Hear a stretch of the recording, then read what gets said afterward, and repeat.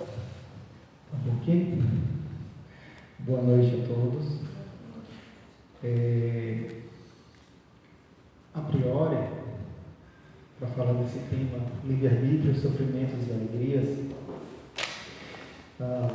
toda vez que eu construo uma palestra, eu nunca apenas leio o conteúdo, né? Eu fico pensando sempre em juntar a compreensão do conteúdo, a forma que eu quero passar aquele conteúdo e o que é que eu quero que cada um saia daqui refletindo ou sabendo, ou relembrando, né?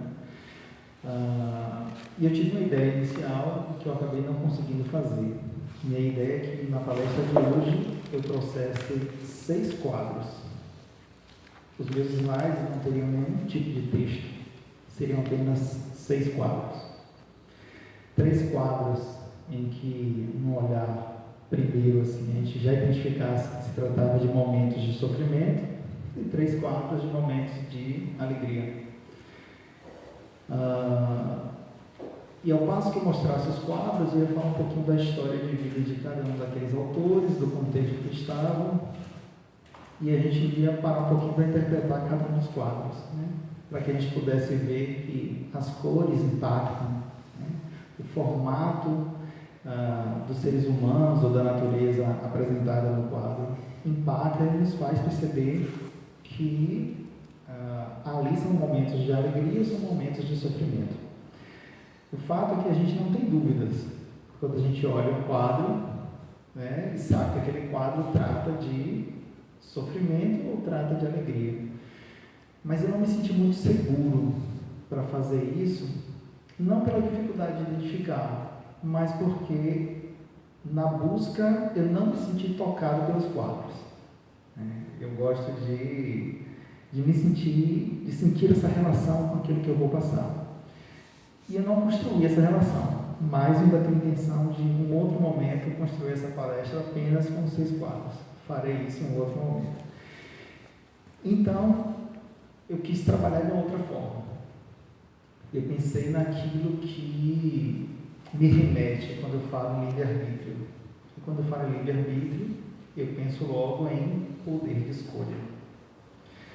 E aí eu lembro que o xadrez é um jogo que hoje eu posso dizer que eu sei jogar, mas saber jogar bem é outra coisa, né? Então eu sei a função de cada peça, eu sei como cada peça anda, mas eu tenho uma limitação minha, né? Eu não consigo pensar muitas jogadas à frente, porque o bom jogador de xadrez, ele não só sabe a função de cada peça, como ele consegue pensar muitas jogadas à frente. Não só aquelas que ele quer fazer, mas as consequências que virão a partir de cada movimento que ele faz. Eu tenho muita dificuldade em jogar xadrez, conseguindo antever quantas consequências negativas poderão acontecer comigo. Então, é bem comum eu perder o xadrez. Mas eu não deixo de jogar, não. Eu acho que à medida que a gente vai jogando, a gente vai aprendendo, vai se tornando um pouco melhor. Então, a organização, o layout desses slides estão todos pautados na ideia do xadrez, para que a gente possa fazer essa relação entre livre-arbítrio e tomada de decisão. E aí, tendo falado de livre-arbítrio, é importante que a gente deixe claro que sofrimentos e alegrias são momentos. São momentos.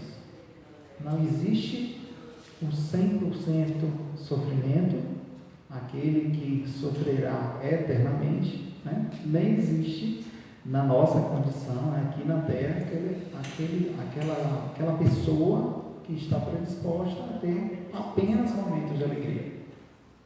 Então, nós variamos entre os dois momentos. E quem não assistiu, eu recomendo que assista esse filme, O Menino que Descobriu o Vento. Levanta a mão quem já assistiu esse filme. Então, quem não assistiu, para um pouquinho e assiste ele. Esse poderia ser um filme como qualquer outro. É um filme que fala de uma região da África, é um filme que fala das dificuldades de se viver ali naquela região. Mas assim como outros outros filmes desse tipo, é um filme que nos remete muito a essa condição nossa de seres espirituais estando encarnados, essa condição em que estamos sempre variando entre momentos de sofrimento e momentos de alegria. E aí eu trouxe algumas imagens desse filme, né? Então, para quem assistiu, esse é um momento aqui decisivo do filme, é um momento onde o pai já perdeu as esperanças a ponto de não conseguir nem aceitar uma ideia que para ele é estapafúrdia, né? Porque se você perdeu as esperanças, o que vem de lá eu vou aceitar, né? Não faz diferença, já perdi as esperanças, mas nem aceitar o que vinha de lá ele conseguia, porque ele realmente já perdeu as esperanças a ponto de brigar com o filho minutos antes.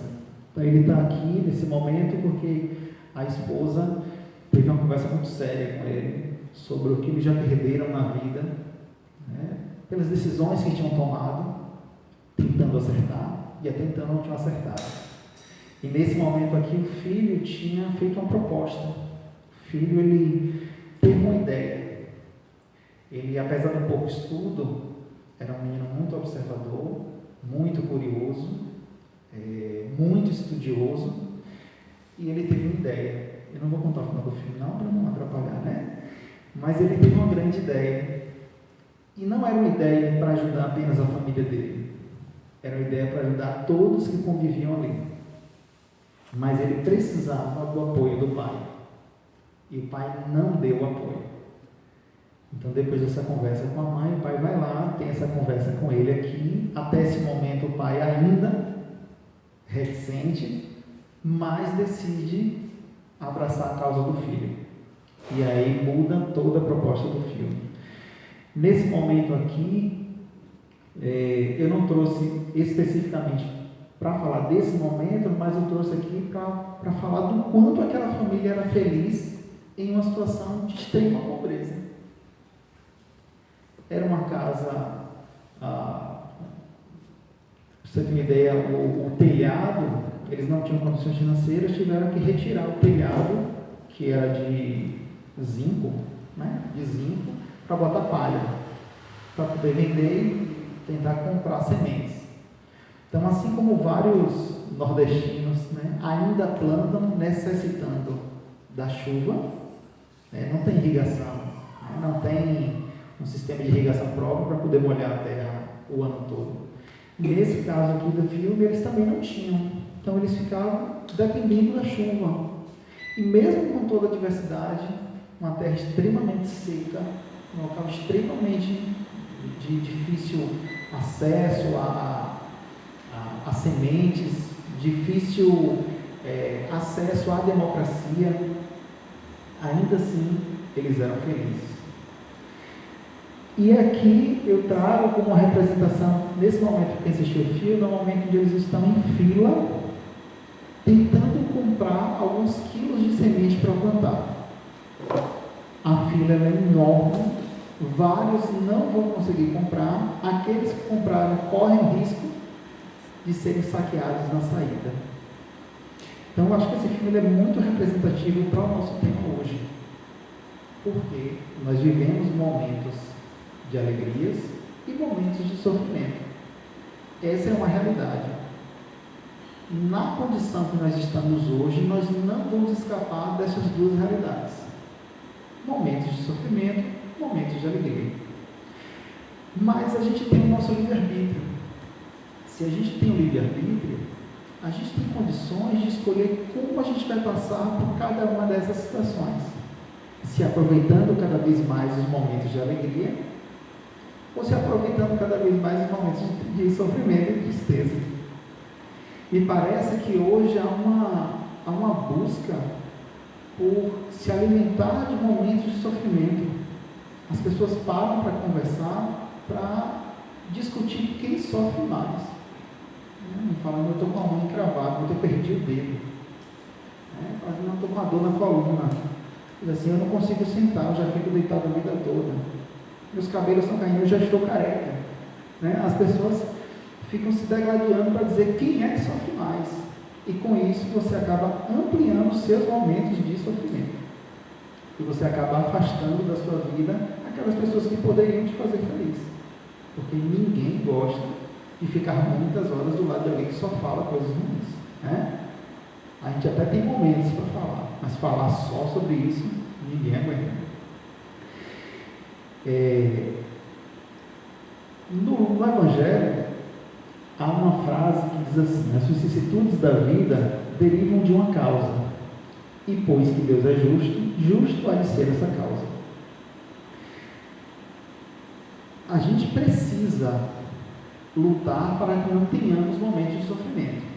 O fato de eu vir aqui dizer que nós teremos, não quer dizer que a gente precisa se jogar aos momentos de sofrimento, né? Os momentos de sofrimento virão porque a nossa condição evolutiva nos diz que a gente ainda não tem todas as qualidades.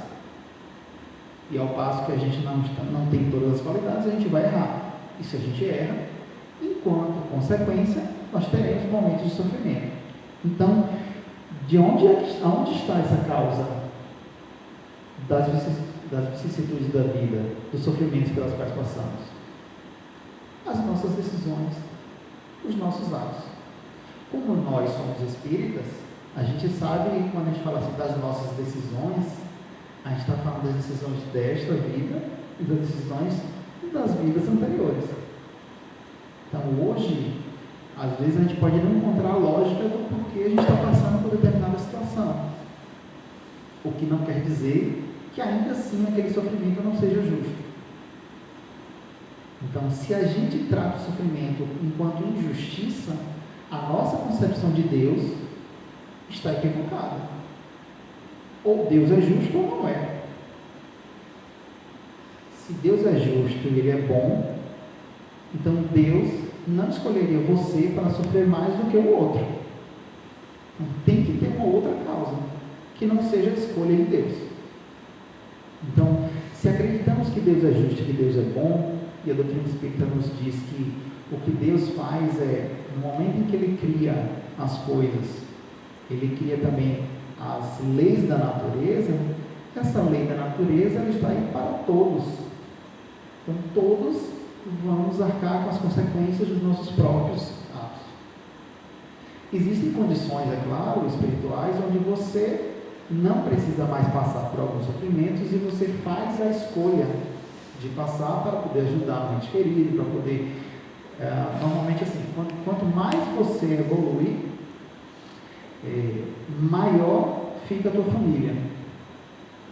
Então, por mais que racionalmente a gente saiba que todos nós somos irmãos, na luta diária você luta pela sua família nuclear.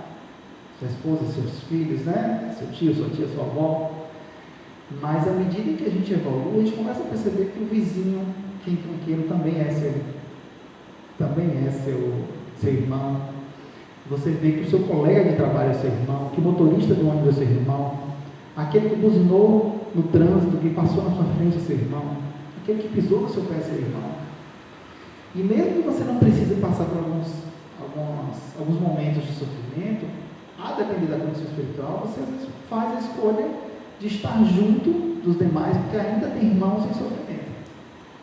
E aí a gente tem inúmeros exemplos de espíritos que tiveram a condição de evolução, de sair do planeta Terra para habitar outros planetas um pouco mais elevados, fizeram a opção de continuar na Terra para ajudar aqueles que estão. No livro Céu e Inferno, tem a frase que deu a ideia para o tema do mês, né? Só que lá aparece assim: a carne só é fraca porque o espírito é fraco, o que inverte a questão, deixando aquele a responsabilidade de todos os seus atos. Porque materialmente tem sempre essa explicação: não, mas a carne é fraca, né? Na televisão normalmente faz essa relação com a questão do adultério, né? Então, toda vez que alguém trai, mas a carne é fraca.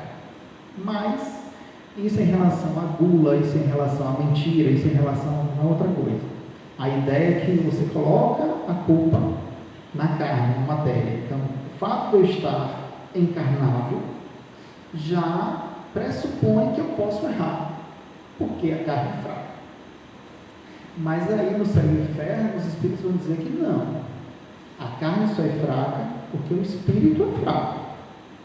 Porque quem comanda o corpo é o espírito. Sem o espírito não existe corpo animado.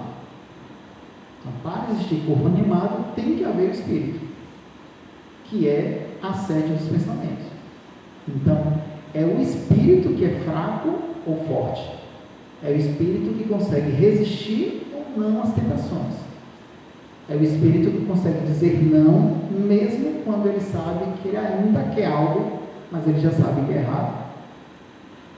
Então, eu sempre falo que o processo, quando você faz algo errado e quer deixar de fazer aquilo que é errado, o processo sempre é: eu penso em fazer, antes eu não sabia que era errado, então eu pensava em fazer, eu fazia. Mas no momento em que eu começo a aprender que aquilo é errado, eu penso em fazer, reflito que é errado, mas ainda faço. No próximo momento eu penso em fazer, reflito que é errado e me controlo.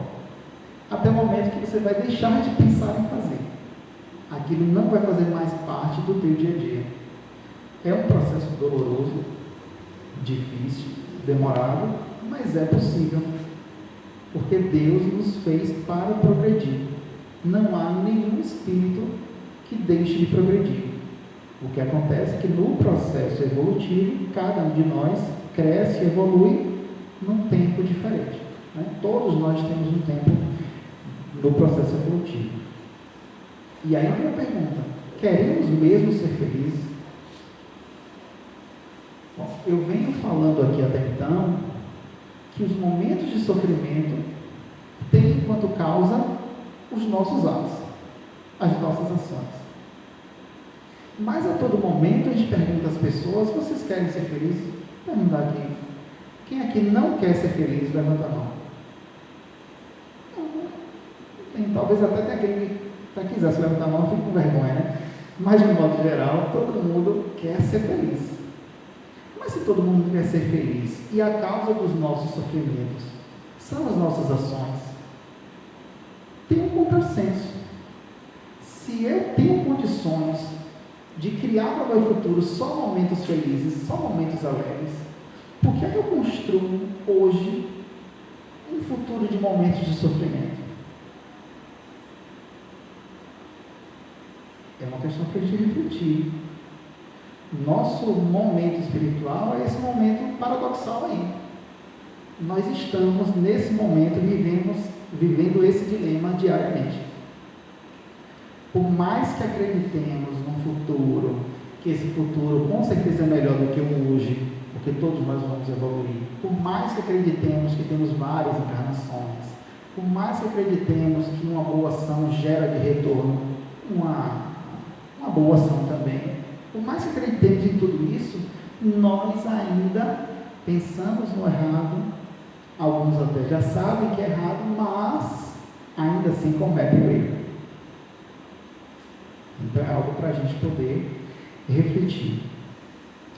No Livro dos Espíritos, há uma outra frase que remete a tudo isso que a gente acabou de falar: há liberdade de agir desde que haja vontade de fazer. Então a vontade é o que nos dá a força necessária para controlar as nossas más inclinações, ou a força necessária para continuar fazendo uma boa ação.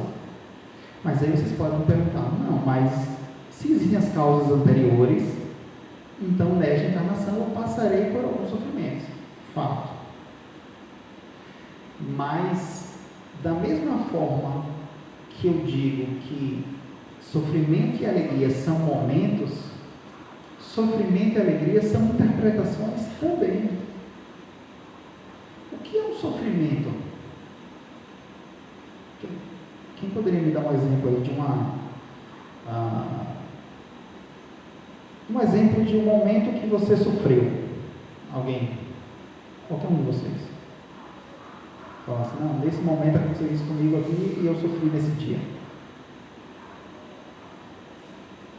No momento em que eu vi meus pais morando numa casa de aluguel, sem conseguir pagar o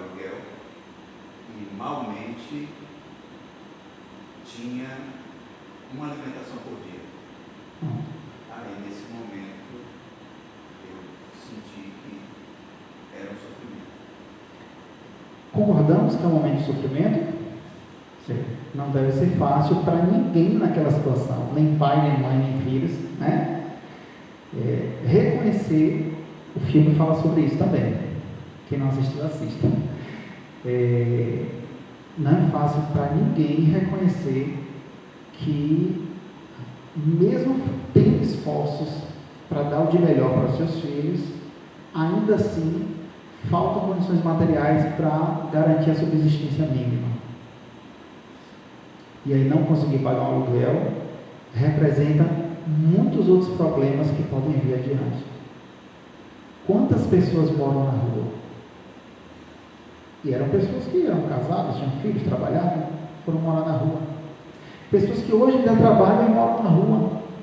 Os colegas de trabalho não sabem, porque não conseguiram pagar o aluguel. Mas ainda assim, naquele momento ali, é provável que a interpretação de cada um dos membros da família fosse diferente.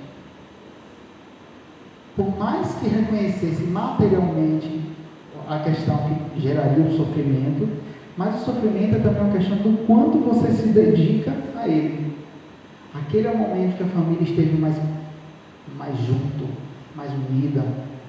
Talvez foi aquele momento onde passou-se a dar mais valor ao trabalho.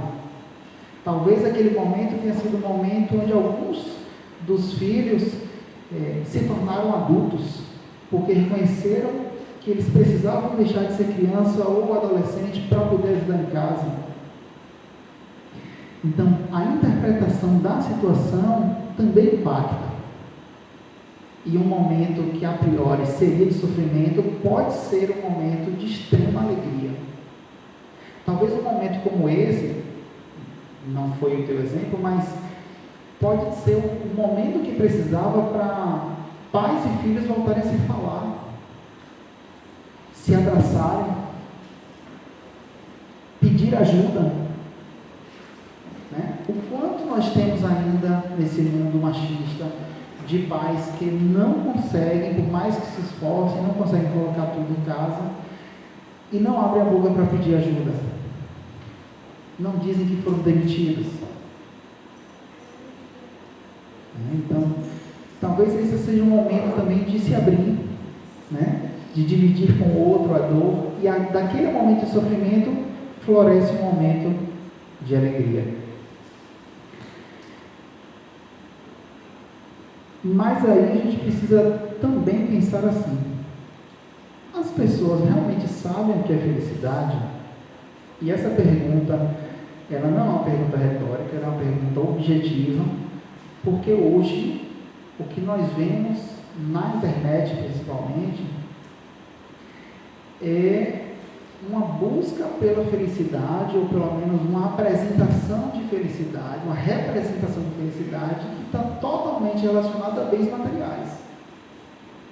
É essa felicidade da qual os Espíritos nos falam? É essa a real felicidade? Essa é uma felicidade que nos sustenta? Essa é a felicidade que é o contraponto do sofrimento, atrelado aos bens materiais? Aí, a partir de agora, eu comecei a localizar algumas pesquisas e alguns autores que falam desse momento, que vão nos ajudar a refletir um pouco sobre. Tem um escritor francês chamado Pascal Bruckner. O livro dele é A Euforia Perpétua. E a frase dele eu achei extremamente forte. Ele diz assim: a depressão é o mal de uma sociedade que decidiu ser feliz a todo preço. Nós sabemos que somos seres criados por Deus e o nosso objetivo é progredir, portanto, tornar-se cada vez mais felizes.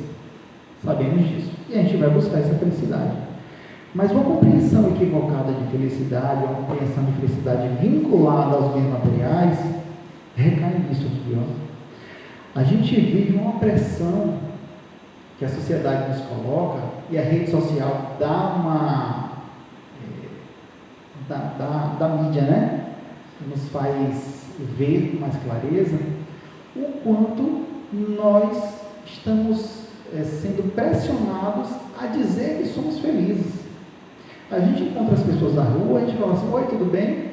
Você não espera que a pessoa diga que não está tudo bem. Você pergunta para cumprir tabela. E a pessoa responde para cumprir tabela. Tudo bem. Às vezes a pessoa está destruída emocionalmente. Às vezes a pessoa está passando por uma situação como essa, que Carlito dividiu aqui.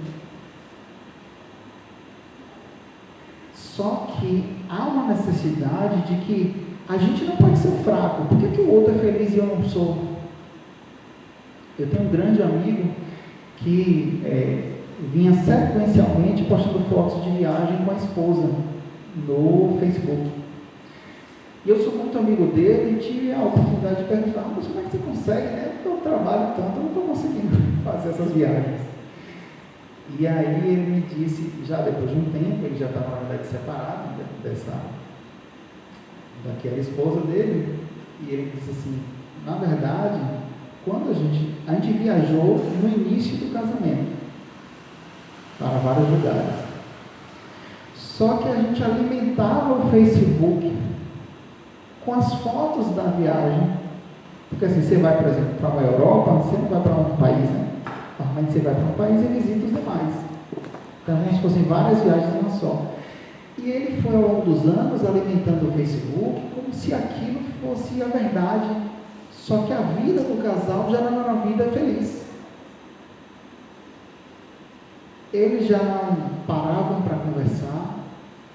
Uma última viagem que fizeram, viajaram, mas não estavam juntos, apesar de fisicamente estarem. Iam almoçar no restaurante, por exemplo, ou jantar no restaurante, cada um no seu celular, um não olhava para o outro.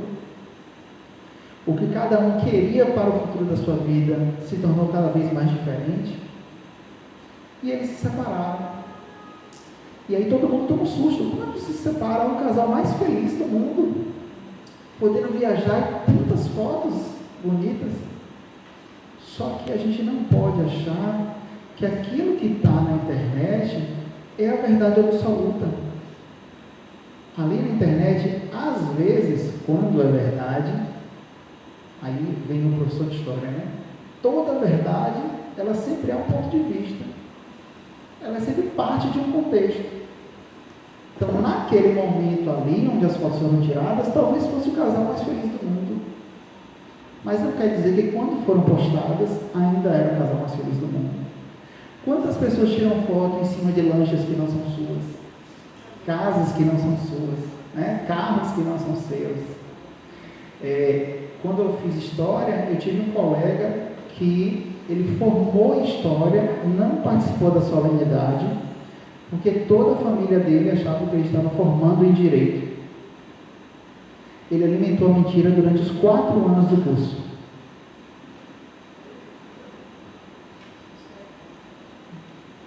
Quem é que pressionava ele a alimentar essa mentira? Eu não sei.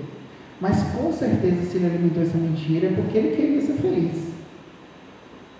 Olha que paradoxo. Ele alimentou essa mentira porque ele não queria sofrer. Mas essa mentira se sustenta por muito tempo. E quando se descobrir, ele não vai sofrer. Então são coisas para a gente poder refletir. Zygmunt Bauman, que é um filósofo que ficou muito conhecido por falar da modernidade líquida, das relações líquidas, né? Onde as pessoas hoje não buscam criar relações duradouras, né? Tanto trabalho, namoro, família, as relações estão muito fluidas, assim como os stories no Instagram, é tudo muito curto e rápido, né? Você não alimenta uma coisa de longo prazo, coisas muito curtas. E aí o que ele vai dizer é que o modo consumista requer que a satisfação precise ser, deva ser, seja de qualquer forma instantânea, enquanto o valor exclusivo, a única utilidade dos objetos é a sua capacidade de proporcionar satisfação. E aqui vem a palavra objetos, mas para Bauman as pessoas têm feito isso nas relações humanas. Ou as pessoas têm utilidade ou não na minha vida. Se não tem utilidade, normalmente é sugar a utilidade, né? Não é você dividir com o outro aquilo que você sabe, que você gosta, que você pode doar. É sugar do outro. Então, o que Bauman nos fala aí é que vivemos um momento de buscar satisfação. E essa satisfação, nesse modelo consumista, é a satisfação de poder consumir, de poder ter objetos materiais. Mas tem um pesquisador que ele é economista e filósofo, né, Eduardo Gianetti. Ele disse que ele pesquisou pós-Segunda Guerra até 1996 a capacidade, o nível de satisfação das pessoas em vários países da Europa e nos Estados Unidos. O que ele percebeu é que da Segunda Guerra para o momento atual, as pessoas passaram a ter melhores condições de vida, então puderam adquirir mais bens materiais. Isso deu a elas maior satisfação, fato. Mas chegou num estágio que a pesquisa dele travou. O resultado sempre era o mesmo. Qual foi a conclusão que ele chegou? Que a satisfação material, ela tem um limite. Você está com fome, comer lhe traz satisfação. Você tem sono, dormir lhe traz satisfação. Você quer ter a casa própria lhe traz satisfação. Mas no momento que você compra uma quarta casa, a satisfação talvez seja a mesma de comprar a quinta, de comprar a sexta. Não aumenta o nível de satisfação. Então nós ficamos, a satisfação ela acaba tendo um limite, e aquilo que seria felicidade acaba sendo um horizonte, que você dá um passo à frente, o horizonte dá um passo para trás. Ele vai se afastando de você à medida que você vai dando passo em direção a ele.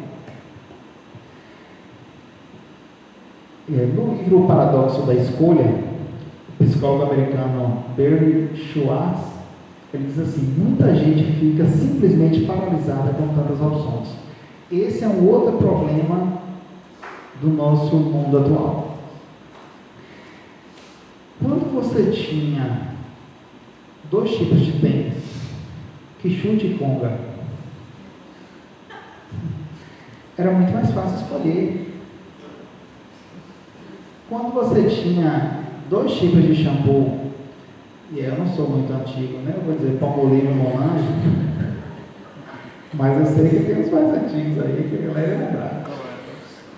É muito mais fácil escolher. Se você tem 2 tipos de bala, 2 tipos de carro, 3 que seja, é muito mais fácil escolher. Mas no momento que você vai comprar shampoo, e aí você tem shampoo para cabelo crespo, shampoo para cabelo liso, shampoo para cabelo com forma, shampoo para cabelo natural, shampoo para cabelo... E aí você tem uma prateleira enorme, com a diversidade de mais de 12 tipos, porque se for pegar marcas, aí vai para umas 200, né? 200 tipos e marcas de shampoo. Você, é resultado de pesquisa também, a tendência é a pessoa comprar menos. Por quê? Porque ela sofre. Porque escolher um significa excluir os outros. Vivemos num mundo tão líquido, retomando a Bauman, tão líquido, que perder algo nos causa sofrimento. Porque a gente não viveu aquilo como deveria viver.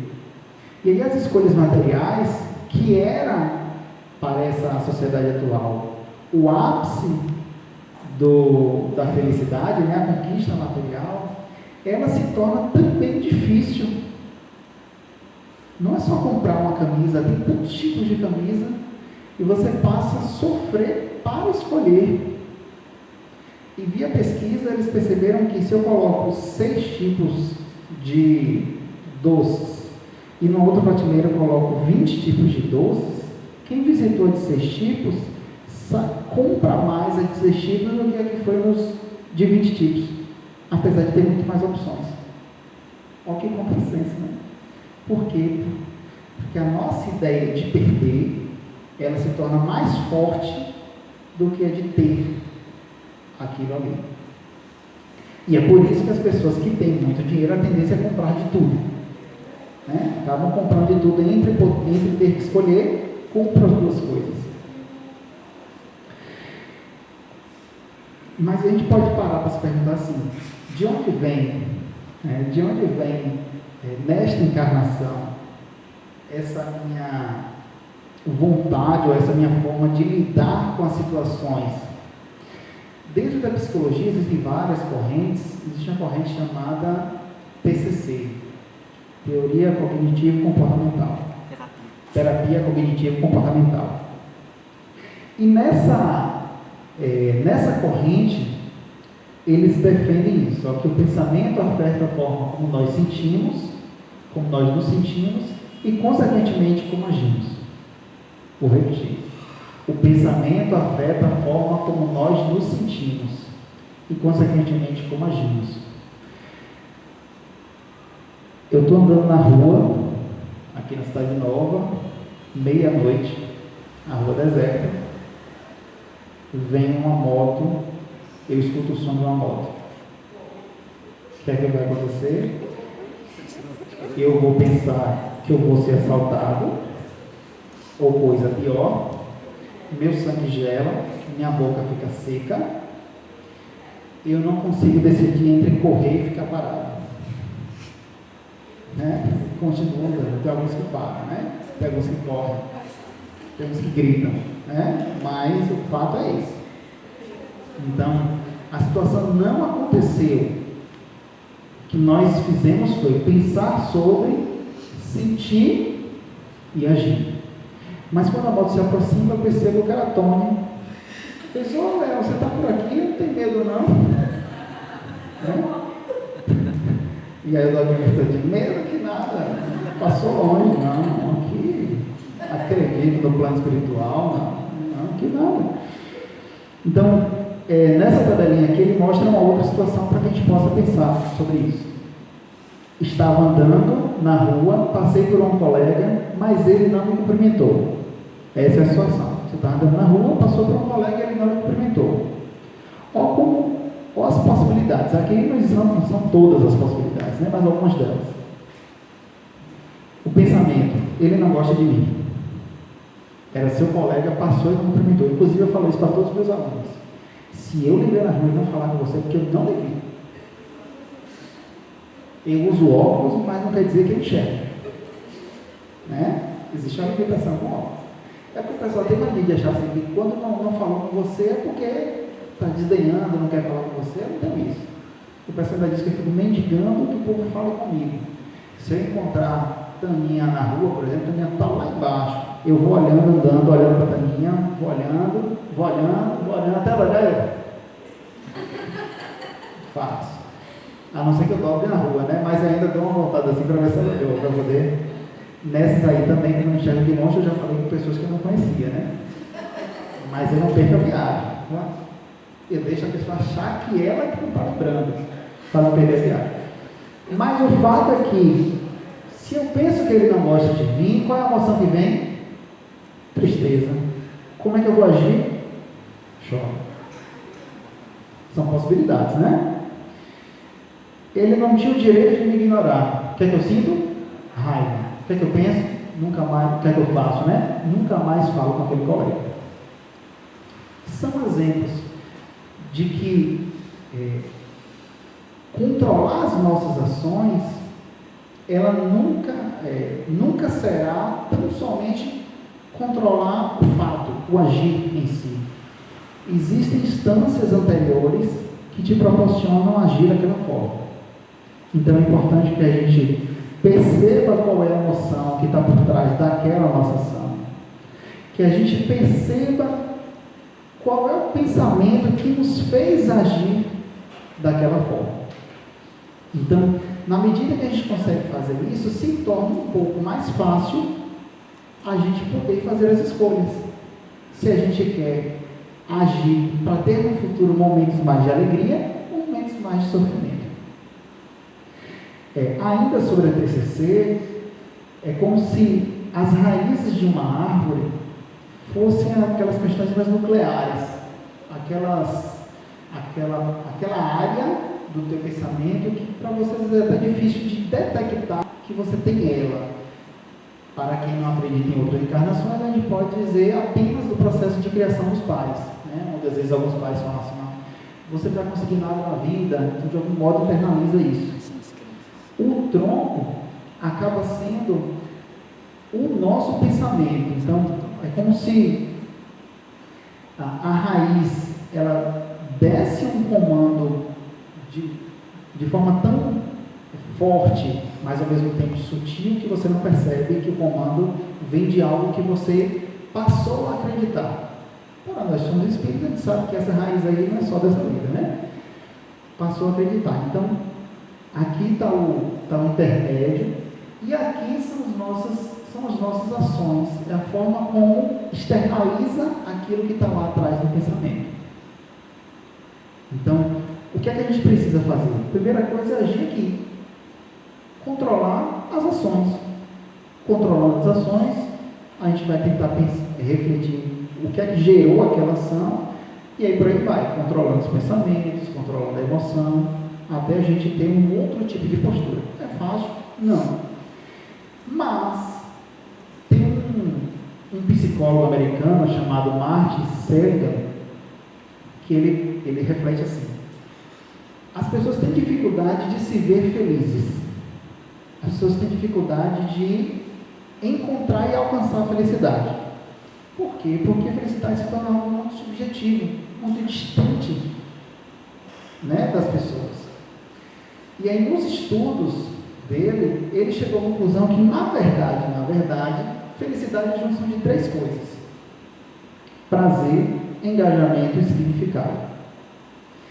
Essas coisas separadamente não vão trazer felicidade, mas elas juntas, aí está a compreensão dele, elas juntas, aí é que a gente chama de felicidade. Quando a gente fala de prazer, a gente está falando daquela sensação gostosa, toda vez que a gente faz algo que nos dá um momento de alegria, né? Então, eu estou com fome, na hora que eu como, né, eu saciei uma vontade que era muito forte, então isso me dá uma sensação de prazer. Da mesma forma, eu estou com muito apertado para fazer xixi, vou fazer xixi, isso me dá uma sensação de prazer. Eu nunca mais tinha visto Tia Celina, hoje encontrei Tia Celina, vou dar um abraço, Tia Celina, isso vai me dar uma sensação de prazer. Mas o prazer, sem as outras 2 áreas, não lhe traz felicidade. Por quê? Porque hoje vivemos em um mundo material, onde parte dos prazeres ainda é o processo de satisfação material, e mesmo que não seja, vai ser um momento muito curto, então não se traduz em felicidade. Mas ele disse que você precisa, além do prazer, ter engajamento. As pessoas hoje têm feito as coisas de forma muito descomprometida. Na área do voluntariado, eu sempre digo assim: serviço voluntário é voluntário até você escolher trabalhar ou não. Serviço voluntariado, então eu decido trabalhar ou não, mas no momento que eu decido trabalhar, eu preciso assumir o compromisso, e ele deixa de ser voluntário. Ali é o meu compromisso. Ele era voluntário até antes de eu decidir. Decidi entrar, eu preciso entrar com tudo que eu tenho. Isso é engajamento. Eu construí a minha família, eu preciso me envolver com a minha família. Decidi ter um filho, eu preciso me envolver na criação do meu filho. Eu vou trabalhar, eu preciso me dedicar ao trabalho. O que é que tem atrapalhado muito o processo de engajamento? Os dispositivos móveis. As pessoas saem com os amigos para cada um ficar no seu celular. e não param para conversar. Eu sempre tento me controlar, mas eu decidi fazer um processo de pesquisa muito pessoal para perceber o quanto eu ainda dedico de horas utilizando o celular. E aí tem vários aplicativos que fazem isso. Tem aplicativo, inclusive, que ele trava, né? Você coloca lá, só quero usar lá por tantas horas, ou tal aplicativo por tantas horas. Chegou ali, ele trava, não deixa você acessar mais. Mas eu não coloquei isso, eu coloquei apenas para me dizer quantas horas eu usei. E para minha surpresa, nos primeiros dias, eu estava usando entre 3 e 4 horas. Utilizando o celular entre 3 e 4 horas. Ou seja, 4 horas por dia utilizando o celular. E não teve nenhum momento que eu pegasse e fiquei meia hora no celular. Só aquelas olhadelas, no WhatsApp, no Instagram. De ligação não tinha hora nenhuma. Teve um dia que chegou a bater 6 horas. E aí o que acontece? Qual a tradução de tudo isso? Que a gente vive esperando uma comunicação com o outro, a gente posta algo e a gente sofre enquanto o outro não curte, enquanto o outro não comenta. Os teus horários de trabalho não são mais dentro do local de trabalho, eles se perpetuam durante toda a semana e todas as horas do teu dia, porque as pessoas te perguntam. Uma pergunta que seja fora do meu horário de trabalho não deveria ser feita. Se eu trabalho apenas 20 horas e por 20 horas eu fico ali dentro trabalhando, não é para ninguém me perguntar nada em casa. Mas se faz isso? Não.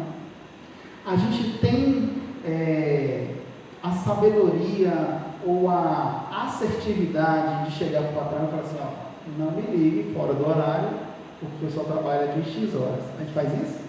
A gente não faz isso. Né? E por último, significado. As coisas precisam, você precisa sentir que aquilo que você faz tem um significado maior do que necessariamente aquilo. A ideia do 1 mais 1 é mais que 2. Na hora que eu venho fazer essa palestra no centro, eu tenho que sentir que não é só uma palestra, que a minha fala pode tocar os corações, que a minha fala pode ajudar vocês e a mim a refletir sobre como podemos ser pessoas melhores, que a minha fala vai ressoar nos lares de vocês, e que pessoas que nem aqui estão serão impactadas por essas palavras, que não são minhas, eu estou sendo só um veículo. Se eu não penso dessa forma, eu não estou percebendo enquanto significado. E aí, não querendo ser, já está finalizando a palestra, né? Não querendo ser livro de autoajuda, nos textos que eu pesquisei, e aí nesse caso do Martin Seligman, ele faz algumas sugestões da gente conseguir um pouco mais de prazer, engajamento e significado, e portanto ficar mais próximo da felicidade. Em relação ao prazer, permitir-se ter experiências sensorialmente agradáveis. Nós somos seres materiais, e a maior parte da gente somos seres sinestésicos também, então a gente gosta de ter prazer no toque, né? A gente gosta de sentir o mundo com toque. E vivenciar situações de quem gosta de cozinhar, parar para fazer uma boa comida, né? Quem gosta de costurar, parar para fazer um chá e por aí vai. Quem gosta de dirigir, ter momentos em que dirige, por aí vai. Ter experiências onde você consegue tocar e fazer aquilo com toque, isso te dá prazer. Segundo, tirar fotografias mentais. Tudo que a gente vive, todos os momentos que nós vivemos, a gente registra na nossa mente aquilo que nós vivemos. Mas a tendência é que a gente guarde detalhes dos momentos de sofrimento, dos momentos de dor.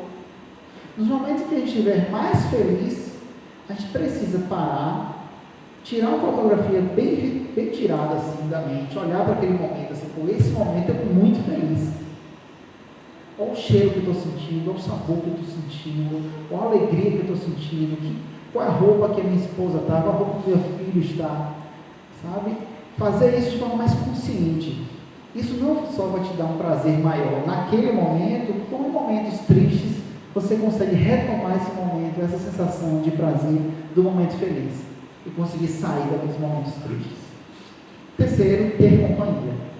A gente sabe que a gente precisa saber estar bem quando a gente está sozinho. Se a gente não consegue estar bem quando está sozinho, então provavelmente a gente no convívio com o outro a gente não vai ser tão legal assim.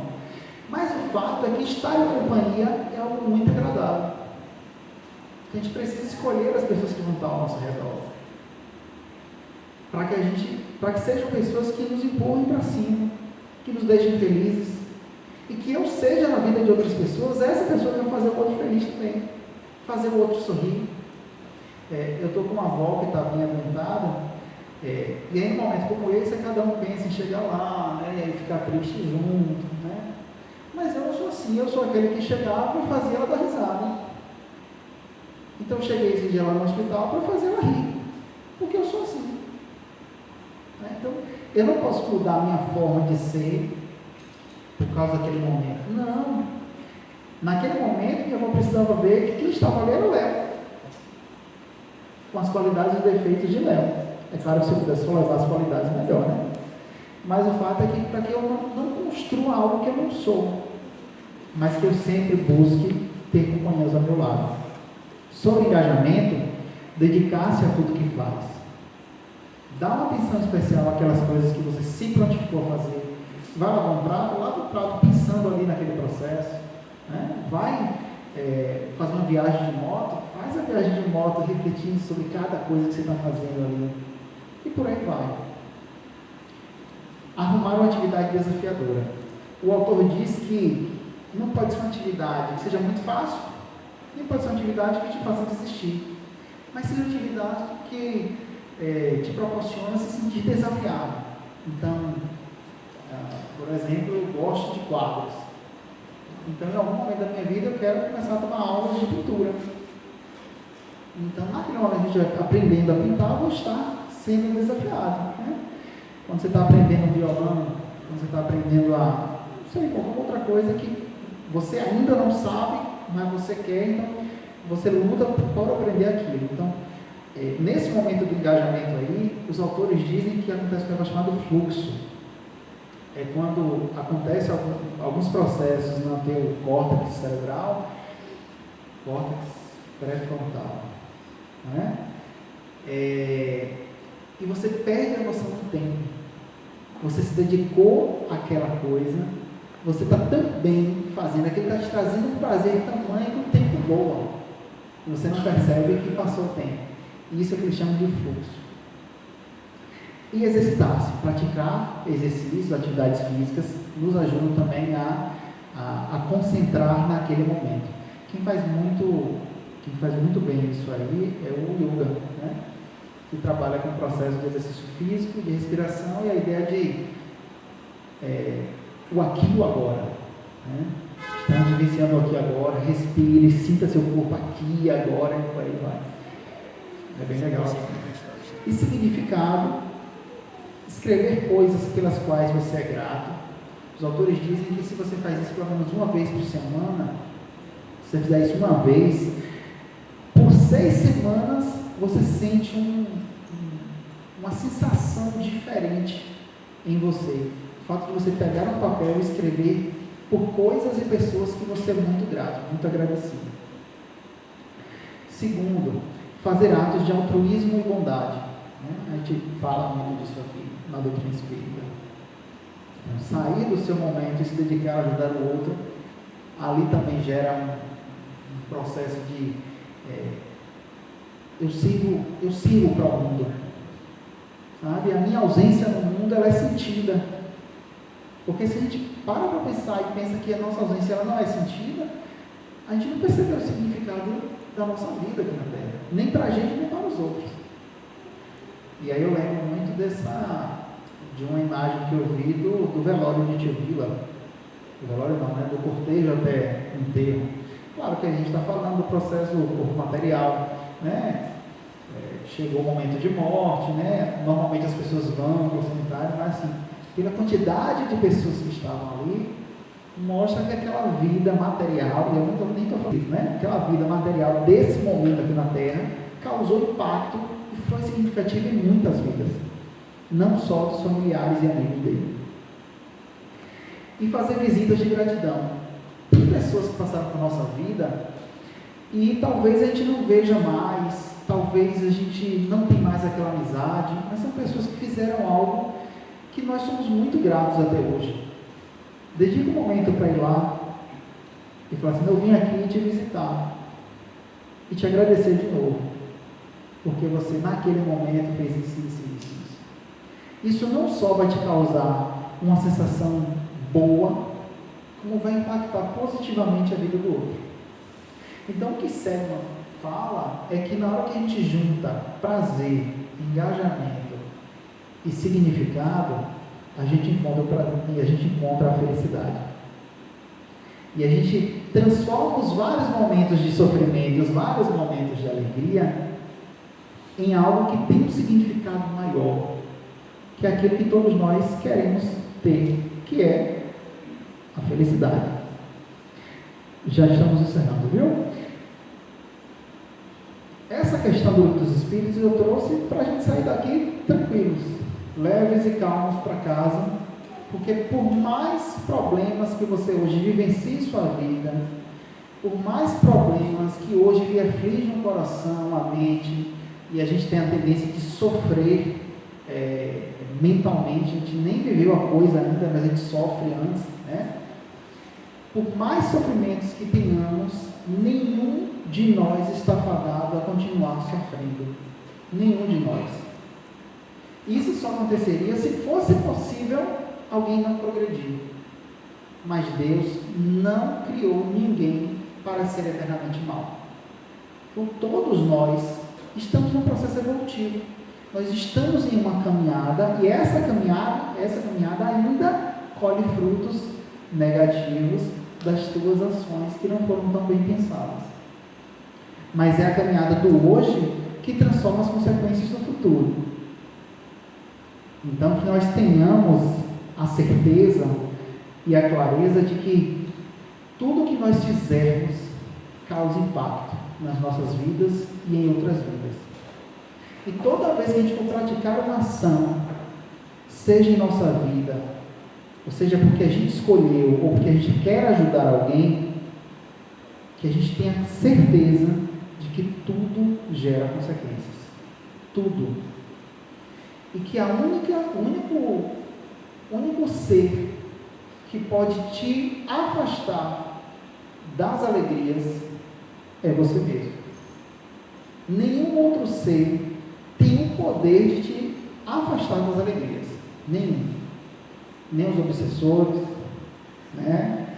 Nem os espíritos superiores, para você aprender, bota lá as provas difíceis. Nenhum ser. O único que é capaz de te afastar dos momentos felizes é você próprio com as suas ações. Então, finalizo minha fala hoje retomando essa cena, que é uma cena final do filme, num local extremamente árido, seco, onde a vida praticamente se foi, várias pessoas morreram, onde ninguém mais acreditava que era possível fazer algo diferente. Esse menino, sem estudo, teve uma grande ideia, lutou por isso e conseguiu construir algo que modificou essa realidade. Talvez não dê para ver direito, mas aqui é uma plantação. Quem assistir esse filme, o menino que descobriu o vento, vai perceber logo nas cenas iniciais o quanto aquela terra era dura. E semear uma terra dura não é fácil. O menino que descobriu o vento. Então, aqui está ele. É um filme baseado em fatos verídicos, fatos reais, né? Então, eu deixo aí no filme e retomo a ideia do xadrez. Por quê? Porque as nossas decisões geram consequências. Quanto mais a gente refletir sobre as consequências dos nossos atos, melhor será a escolha por cada ação que fizermos. Ok? Muito obrigado, boa noite.